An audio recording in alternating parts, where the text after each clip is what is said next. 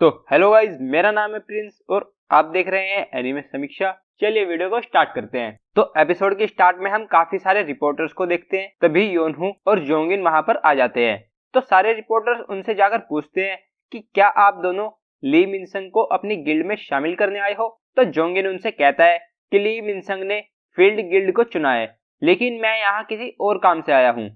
तो वो सभी रिपोर्टर्स निराश होकर वहां से चले जाते हैं। फिर वो दोनों एक दूसरे के गिल्ड के इंसिडेंट के बारे में बात करके जिन्वू को अपनी गिल्ड में शामिल करने के लिए लड़ने लगते हैं। तभी वहां फिंड गिल्ड का गिल्ड मास्टर आकर उनसे पूछता है कि क्या तुम हमारे ली मिनसंग के लिए लड़ रहे हो। तो वो दोनों चिल्लाकर कहते हैं कि ली मिनसंग हो या ली मिन हो, मुझे उसमें कोई दिलचस्पी नहीं। और फिर हम जिन्वू को देखते हैं, लेकिन तभी सीन चेंज हो जाता है और हम जिना के स्कूल का सीन देखते हैं, जहाँ सभी स्टूडेंट्स मिनसंग की प्रेस कॉन्फ्रेंस को देख रहे होते हैं। फिर हम नेक्स्ट सीन में देखते हैं जहां ली मिनसंग रिपोर्टर्स को इंटरव्यू दे रहा होता है और कहता है कि मैं फिंड गिल्ड के गिल्ड मास्टर लिम टे ग्यू की लीडरशिप में फाइट करूंगा। तो वो सब रिपोर्टर्स उससे पूछते हैं कि क्या तुम एंटरटेनमेंट इंडस्ट्री से रिटायर हो रहे हो। तो वो मन में सोचता है कि बिल्कुल नहीं, मेरी रैंक ए है और फिंड गिल्ड से कॉन्ट्रैक्ट 2 साल का है। तब तक सभी मेरे अफेयर्स के बारे में भूल जाएंगे और फिर मैं वापस आ जाऊंगा। तभी जिन्वू वहां आ जाता है और उसका बॉडीगार्ड जिन्वू को एसोसिएशन के अंदर जाने से रोक रहा होता है। तभी चेयरमैन गो वहां आ जाते हैं और उससे कहते हैं कि ये आदमी मेरा गेस्ट है और हमने तुम्हें यहाँ प्रेस कॉन्फ्रेंस करने से मना किया था।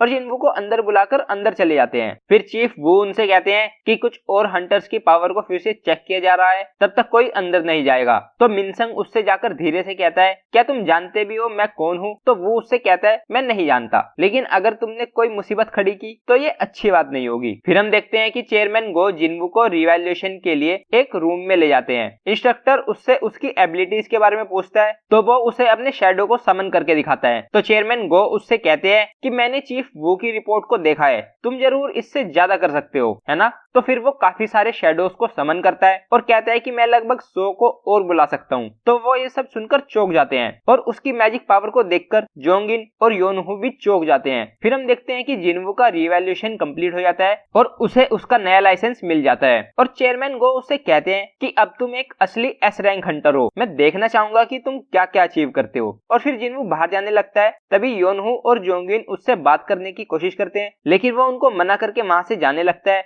लेकिन जैसे ही गेट खुलता है तो वो चौंक जाता है और सीन बीच में से चेंज हो जाता है और हम जिन्हा के कॉलेज का सीन देखते हैं, जहां मिस हान जिन्हा को बताती है कि तुम्हारा भाई टीवी पर है। तो वो देखती है और वहां पर जिन्वू के एस रैंक बनने की न्यूज चल रही होती है और ये न्यूज पूरी कंट्री में फैल जाती है। फिर हम जिन्वू के सामने काफी सारे रिपोर्टर्स को देखते हैं। फिर हम नेक्स्ट सीन देखते हैं जहां जिनो अपने डैड से बात कर रहा होता है और उसको बताता है कि जिन्वू ने उसे गिल्ड में आने से मना कर दिया और उसने मुझे उसको फॉलो करने के लिए बोला है। तो वो उससे कहते हैं तुम्हें पता भी है तुम्हारा डिसीजन कितना सेल्फिश है, मैंने ये काम जिनसंग को दिया था, लेकिन तुमने बड़ी बड़ी बातें की, लेकिन तुमने कुछ हासिल नहीं किया और अब तुम सब कुछ छोड़कर जाना चाहते हो। तो वो अपने डैड से कहता है कि मुझे माफ कर दीजिए, लेकिन फिर भी मुझे मिस्टर संग के पास जाना ही होगा। तो वो कहते हैं तो तुम्हें उसके बदले में एक बड़ा डिसीजन बनाना पड़ेगा। फिर हम जिन्वू को देखते हैं और योनहू उससे कहता है कि इन रिपोर्टर से बचकर जाने में तुम्हें परेशानी होगी, तो मैं तुम्हें घर छोड़ देता हूँ। तो वो कहता है तुम्हें परेशान होने की जरूरत नहीं और तभी वहां से गायब होकर सभी रिपोर्टर्स के पीछे आ जाता है और वहां से चला जाता है। तो योनहू काफी चौंक जाता है और मन में सोचता है कि मेरी आंखें उसे देख भी नहीं पाई, वो पहले से भी ज्यादा स्ट्रॉन्ग हो गया है, लेकिन ऐसा क्यों।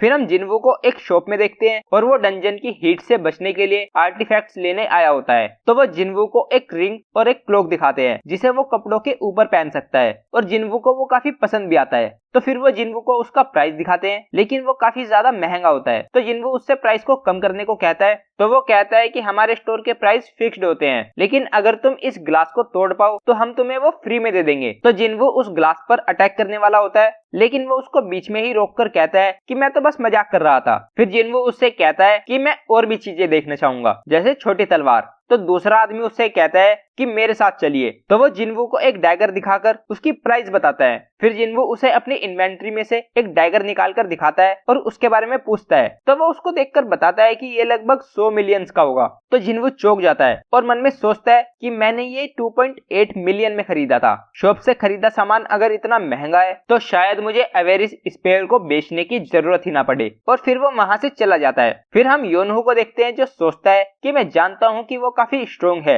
लेकिन उसकी इतनी ज्यादा मैजिक पावर और कमाल की फिजिकल एबिलिटी, उसकी सेकंड अवेकनिंग तो काफी पहले ही खत्म हो गई थी, लेकिन वो और भी ज्यादा स्ट्रोंग हो गया है। फिर वो चौंक जाता है और सोचता है कि शायद वो एक ऐसा हंटर है जो लगातार ताकतवर हो सकता है। फिर हम जिनवू के घर का सीन देखते हैं जहाँ जिना उससे कहती है तुम्हें टीवी पर आना है तो आओ, लेकिन मुझे इसमें मत शामिल करो। तो वो कहता है मुझे कहने से कोई फर्क नहीं पड़ेगा और मैं कल से एक हफ्ते के लिए बाहर जा रहा हूँ। तो वो पूछती है क्यों, लेकिन तभी बाहर कोई आता है और जिनवू गेट खोलता है और बाहर जिनो होता है। जिनो जिना को अपना इंट्रोडक्शन देता है और जिनवू जिना से बहाना बनाकर कहता है कि कल से मैं इसके साथ काम करने वाला हूँ। फिर हम नेक्स्ट सीन में रात का सीन देखते हैं जहाँ सभी सो रहे होते हैं। तो जिनवू अपने और गार्ड्स को समन करता है और एक और को जिना को प्रोटेक्ट करने के लिए उसकी शैडो में भेज देता है। फिर हम जिनवू को बिल्डिंग के टेरेस पर देखते हैं और वो अपने शैडो को आसपास के एरिया की निगरानी के लिए भेज देता है। फिर हम एक पंख वाले मॉन्स्टर को उड़ता हुआ देखते हैं। फिर हम नेक्स्ट सीन में जिनवू और जिन्हो को एक कार में देखते हैं। जिन्हो जिनवू से कहता है कि मुझे अपने घर पर रुकने देने के लिए धन्यवाद। तो वो कहता है कि कोई बात नहीं, लेकिन अब हम क्या करें, तुम्हें घर को छोड़कर आने की जरूरत नहीं थी।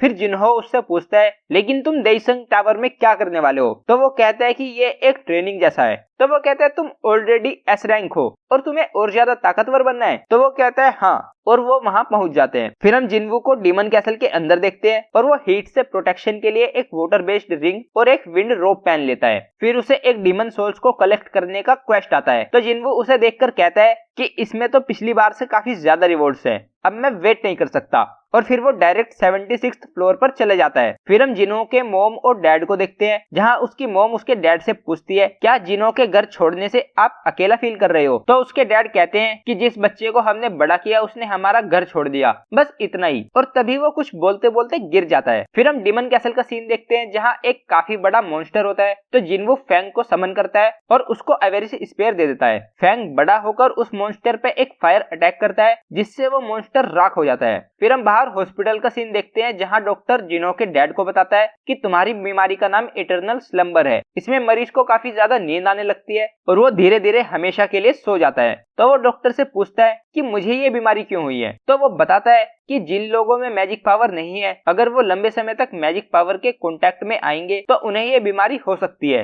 तो वो डॉक्टर को बताता है कि मेरा बेटा हंटर है। फिर नेक्स्ट सीन में वो मन में सोच रहा होता है कि इस मैजिक पावर की दुनिया में मेरे पास कोई मैजिक रेजिस्टेंस नहीं है, क्या इसका मतलब मैं इस दुनिया से निकाल दिया गया हूँ। फिर नेक्स्ट सीन में कुछ लोग बात करते हुए जा रहे होते हैं और तभी वो अपने सामने एक एंट मॉन्स्टर को देखते हैं। फिर हम डीमन कैसल का सीन देखते हैं जहाँ जिनवू का लेवल अप हो जाता है और वो कहता है कि सोल्जर्स को 6 टीमों में बांटकर उनको खुद से काम करने देना सही था। मैंने उन्हें 2 ऑर्डर दिए, पहला कि हर टीम अलग अलग काम करेगी और दिखने वाले सभी एनिमीज को मार देगी, और दूसरा ये कि एंट्री परमिट मिलते ही उन्हें मुझे बताना होगा। इससे मुझे एंट्री परमिट के अलावा कोई और तो आइटम नहीं मिलेगा, लेकिन इससे मेरे काम की रफ्तार काफी बढ़ जाएगी। मुझे 80 फ्लोर पर आए हुए अब 2 दिन हो गए हैं, लेकिन अचानक से काम रुक गया है, क्यों, क्या कहीं कोई प्रॉब्लम है। फिर हम देखते हैं कि उसकी एमपी काफी तेजी से कम हो रही होती है, जिसका मतलब कोई उसके सोल्जर्स को मार रहा होता है और वो उसकी हाई ऑर्क की टीम ए होती है। वो कहता है कि मैंने सोचा नहीं था कि यहाँ कोई हाई लेवल डीमन होगा